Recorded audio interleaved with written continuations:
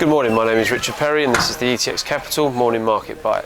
Asian equity markets fell to a two-year low last night on concerns that slowing demand in China will weigh on the trade-reliant region. The US dollar held firm after the strong US housing data offset worries from a weak New York Empire State Manufacturing report. The MSCI's broadest index of Asia-Pacific shares outside of Japan fell 0.4%, hitting its lowest level since August 2013, while Japan's Nikkei 225 dipped to 0.2% to 2554.47. US stock markets traded higher on Monday, although two major pieces of economic data diverged from one another, leaving left many market participants perplexed on the state of the US economy and added continuing uncertainty over when the US Federal Reserve will begin raising interest rates. The New York Fed Empire State General Business Conditions Index fell sharply from 3.86 in July to negative 14.92 in August, its lowest since April 2009. This was due to sharp drop in new orders and shipments. However, later in the trading day, a report from the National Association of Home Builders showed US home builder sentiment rose in August to its highest level in almost a decade. Wall Street shares rose at the end with the S&P 500 up 0.52% to 2102.44 and the Dow up higher 0.39% to 17,545.18. The Nasdaq was higher by 0.8% to 5091.70, but US bond prices gained with the benchmark 10-year index slipping to 2.162%.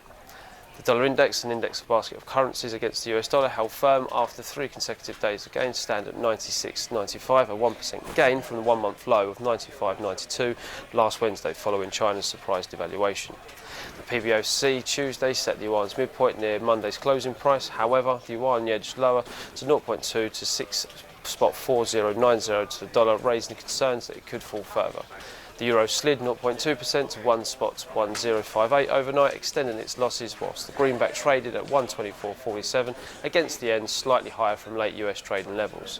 Commodity prices continue to feel selling pressure from sustained worries about slower growth in the globe's second largest economy, China. Brent crude futures fell 0.4% to 48.55 per barrel, falling closer to the 6-month intraday low of 48.24. Copper futures fell 0.5% to 5,089 a tonne, edging close to a 6-year low of 5,062 set last week.